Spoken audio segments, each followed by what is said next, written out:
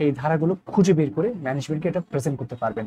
করব এই হলিডে এবং লিভ নিয়ে বাংলাদেশ লেবার ল 2006 কোন চ্যাপ্টারে কত নম্বর সেকশনে এটা বলা হয়েছে সেই বিষয়গুলো নিয়ে আজকে এক লাইনে করে আমি প্রতিটা ছুটির ব্যাপারে একটু ধারণা দেওয়ার চেষ্টা করব। প্রথমে আসি হলিডে সম্পর্কে। উইকলি হলিডে সম্পর্কে চ্যাপ্টার 9 সেকশন 103 এখানে বলা হয়েছে কোনো কোম্পানি সপ্তাহে একদিন অথবা 1.5 দিন ছুটি দিতে পারবে। এবং ফেস্টিভ্যাল হলিডে সম্পর্কে বলা হয়েছে সেকশন 118 এখানে বলা আছে in a calendar year company 11 দিনের ছুটি দিতে পারবে।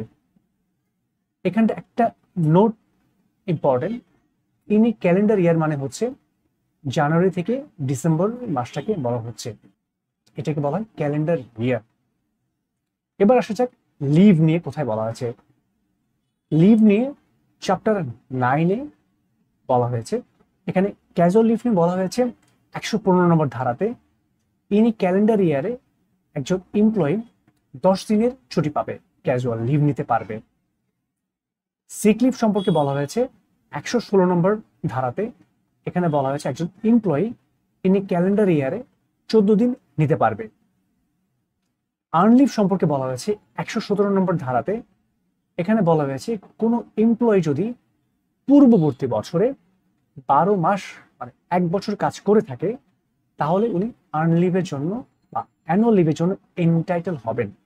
এখানে বলা হচ্ছে যে পূর্ববর্তী বছরে যদি উনি টানা 18 দিন কাজ করে তাহলে 1 দিন করে লিভ জেনারেট হবে, যেটা উনি এনজয় করবে পরবর্তী বছরে যে কোনো একটা সময় উনি এটা এনজয় করতে পারবে এবং এটাকে এনক্যাশমেন্টেরও একটা কথা বলা আছে।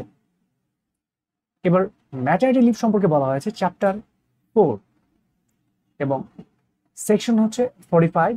এখানে বলা আছে বিবাহিত মহিলা ম্যারিড ওমেন 16 উইকস পর্যন্ত সে লিভ নিতে পারবে।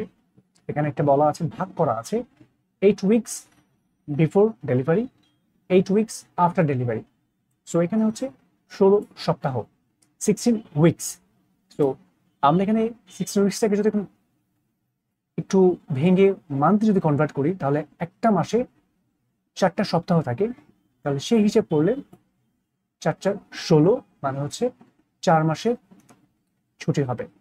এইটা আমাদের বলা অর্থ হচ্ছে, ভিডিওটা করার উদ্দেশ্য হচ্ছে যে আমরা এটা সবাই জানি, কিন্তু আমরা যখন কোম্পানির চেয়ে অনেক সময় ম্যানেজমেন্টের কাছে আমাদের কোশ্চেন করে এটা ধারা কোথায় বলা আছে, তখন এই ধারাগুলো যদি আপনার মনে থাকে, যদি বলতে পারেন বা যদি মনে থাকে তাহলে আপনি এটা বলা লাগবে না। আপনি যখন এটা খুব সহজে বই থেকে এই ধারাগুলো খুঁজে বের করে ম্যানেজমেন্টকে এটা প্রেজেন্ট করতে পারবেন এবং এর ফলে আপনি অনেক কনফিডেন্স ফিল করবেন। সবাইকে থ্যাংক ইউ ভেরি মাচ ভিডিওটা দেখার জন্য।